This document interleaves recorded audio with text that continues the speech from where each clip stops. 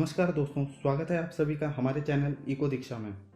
तो आज हम जिस टॉपिक की बात करने जा रहे हैं वो है हमारी नई एजुकेशन पॉलिसी, जो कि हाल ही में लॉन्च की गई है हमारे एजुकेशन मिनिस्टर यानी कि जो एचआरडी मिनिस्टर थे रमेश पोखरियाल जी, उनके द्वारा। देखिए, इस पर अब तक आपको काफ़ी अपडेटेड वीडियोस मिल चुकी होंगी, काफ़ी अपडेट आप मुझे लगता है हो चुके होंगे, लेकिन मैंने यहाँ पे कोशिश की है कि एक ओवरव्यू ला सकूँ, एक आसान भाषा में, ज़्यादा टेक्निकल न जाते हुए कुछ पॉइंट्स के ऊपर हम डिस्कस कर सकें इस टॉपिक को। तो दोस्तों आइए शुरू करते हैं। इससे पहले कि मेरा आपसे अनुरोध है कि हमारे चैनल को सब्सक्राइब करें, वीडियो पसंद आए तो लाइक और कमेंट करें और शेयर ज़रूर करें अपने दोस्तों और फैमिली के साथ। बेल आइकन ज़रूर दबाएं ताकि आप हमारी वीडियो, आने वाली कोई भी वीडियो मिस ना कर सकें। तो आइए शुरू करते हैं हमारे आज के इस टॉपिक को। Let's start. तो गाइज, बात कर लेते हैं नए फॉर्मेट की स्कूल एजुकेशन की। 10+2 फॉर्मेट को चेंज कर दिया गया है 5+3+3+4 फॉर्मेट में। इससे पहले 5 साल फाउंडेशन स्कूल के होंगे, जिसमें पहले के 3 साल की स्कूलिंग प्राइमरी स्कूलिंग होगी और 2 साल की स्कूलिंग क्लास 1 या क्लास 2 की होगी। अगले 3 साल यानी कि क्लास 3 से क्लास 5 तक की एजुकेशन प्रिपरेटरी स्टेज की होगी।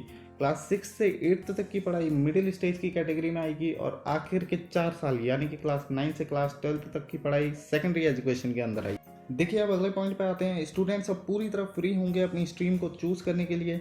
देखिए, अब तक क्या होता था कि स्कूल एक क्राइटेरिया सेट कर लेते थे स्ट्रीम सिलेक्शन को लेकर के। मतलब फॉर एग्जांपल अगर मैं बताऊं, 10th में जिस स्टूडेंट के 60% से अबव परसेंटेज होगी, केवल वही एलिजिबल होगा साइंस स्ट्रीम चूज़ करने के लिए, वरना उसे कॉमर्स या आर्ट स्ट्रीम चूज करने के लिए बोला जाता था। मजबूरी होती थी, उसे लेना पड़ता था।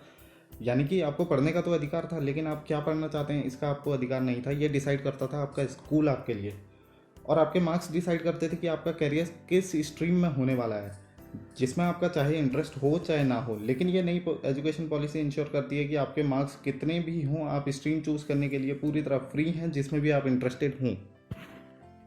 तो आइए अगले पॉइंट को डिस्कस कर लेते हैं। संस्कृत लैंग्वेज को भी स्ट्रांगली ऑफर किया जाएगा स्कूल्स के अंदर, और ये इंक्लूड की जाएगी 3 लैंग्वेज फार्मूला के साथ। देखिए, 3 लैंग्वेज फार्मूला का कॉन्सेप्ट ये है कि बच्चे की प्राइमरी क्लासेस में उसको लोकल लैंग्वेज यानी कि रीजनल लैंग्वेज में लर्निंग दी जाए, ताकि वो चीज़ों को और बेहतर ढंग से समझ सके और उसके बेसिक कॉन्सेप्ट्स क्लियर हों।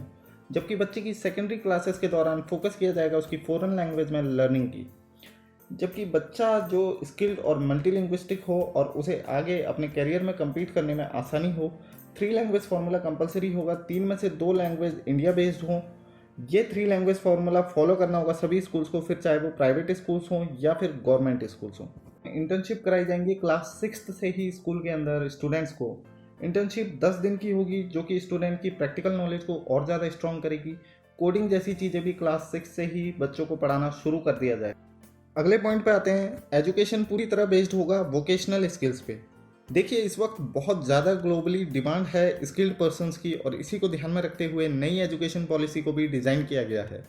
यहाँ पर स्कूलिंग के दौरान ही स्टूडेंट्स के अंदर किसी एक स्किल को डेवलप किया जाएगा। फोकस किया जाएगा स्टूडेंट की प्रैक्टिकल नॉलेज पे बजाय उसकी थियोरेटिकल नॉलेज पे।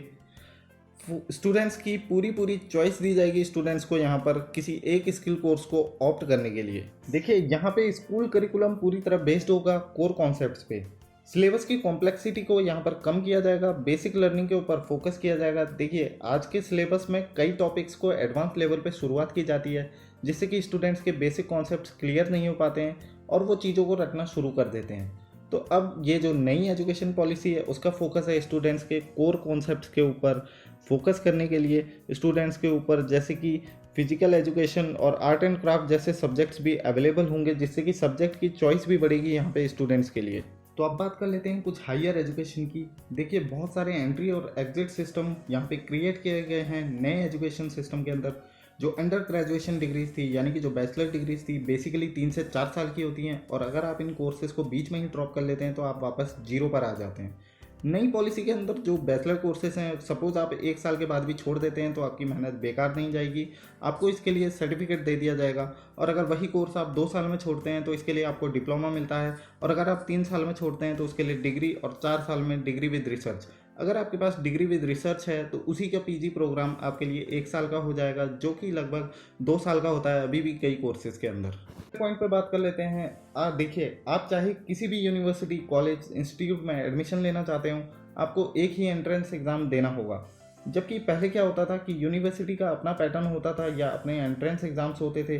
अब जो single common entrance exam test है ये होगा, एक सिंगल बॉडी इसको करवाएगी जिसका नाम होगा नेशनल टेस्टिंग एजेंसी यानी कि एनटीए। हालांकि ये एंट्रेंस एग्ज़ाम ऑप्शनल होंगे, मैंडेटरी नहीं होंगे, जिसका मतलब है कुछ सीट्स तक डायरेक्ट एडमिशन भी जारी रहेंगे। म्यूज़िक, आर्ट और लिटरेचर जैसे सब्जेक्ट भी पढ़ाए जाएंगे कॉलेजेस में। यहाँ पर language, literature, music, philosophy, art, dance, education, theatre, mathematics, economics, sports, translation जैसे सब्जेक्ट्स भी अवेलेबल होंगे सभी हायर एजुकेशन कॉलेजेस में। यहाँ तक कि आईआईटीज और आईआईएम्स भी आर्ट्स एंड ह्यूमैनिटीज़ के कोर्स करवाएंगे। अब नए पॉइंट को डिस्कस करते हैं। National institute of translation and interpretation को एस्टैब्लिश किया जाएगा।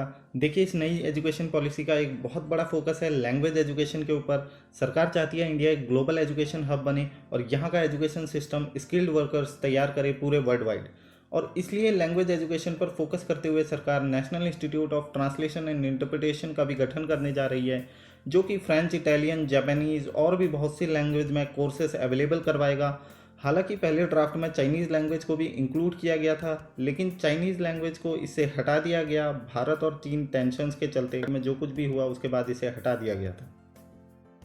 देखिए, अगले पॉइंट को डिस्कस करते हैं। Establishment of multi disciplinary college her district के अंदर, यानी कि साल 2030 तक देश के हर एक ज़िले में एटलीस्ट एक मल्टी डिसिप्लिनरी कॉलेज बनाया जाएगा।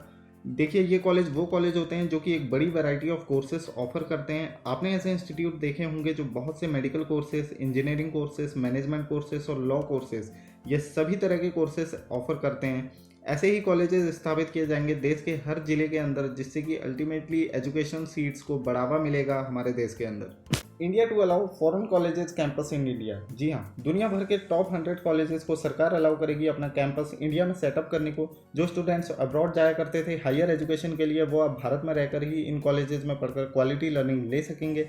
भारत के भी हर इंस्टीट्यूट को एक इंटरनेशनल स्टूडेंट ऑफिस को होस्ट करना होगा फॉरेन स्टूडेंट्स के लिए, जो कि अल्टीमेटली देश को बनाएगा एक ग्लोबल एजुकेशन हब, जहाँ पर आपको एजुकेशन मिलेगा अफोर्डेबल कॉस्ट में। अगले पॉइंट की बात करें तो ये जो एजुकेशन पॉलिसी है ये प्रमोट करेगी ई लर्निंग को। अब सभी स्टूडेंट्स को एक ऑनलाइन प्लेटफॉर्म मिलेगा जहां पर वो बहुत से कोर्सेज जो कि ऑनलाइन होंगे उनमें हिस्सा ले सकेंगे। उसके लिए नेशनल एजुकेशन टेक्नोलॉजी फोरम यानी कि NETF का गठन किया जाएगा और इस फोरम में ई कोर्सेज अवेलेबल होंगे, वो भी अलग अलग रीजनल लैंग्वेजेस में, जिससे कि स्टूडेंट्स के कॉन्सेप्ट को क्लियर होने में और भी आसानी होगी। यहाँ पे गवर्नमेंट एक्सपेंडिचर को भी बढ़ाया जाएगा एजुकेशन सेक्टर के अंदर। देखिए, अभी तक जो गवर्नमेंट खर्च करती थी हमारे देश के अंदर एजुकेशन सेक्टर के ऊपर, वो था हमारी GDP का 4%। अब इसको बढ़ा करके हमारी GDP का 6% कर दिया गया है। बात करें आज के हमारे आखिरी पॉइंट की, तो मास्टर ऑफ फिलॉसफी के डिग्री कोर्सेज को बंद कर दिया गया है। इससे PhD करने का रास्ता और भी आसान हो गया है। तो अब अगर आप PhD करना चाहते हैं तो आप किसी भी मास्टर डिग्री को लेकर PhD कर सकते हैं। आज की हमारी इस वीडियो में इतना ही। उम्मीद है आप सभी ने इस वीडियो से बहुत कुछ सीखा होगा। अगर हमारी वीडियो पसंद आई हो तो लाइक और कमेंट करें और सब्सक्राइब जरूर करें। Thanks for watching the video. जय हिंद, जय भारत।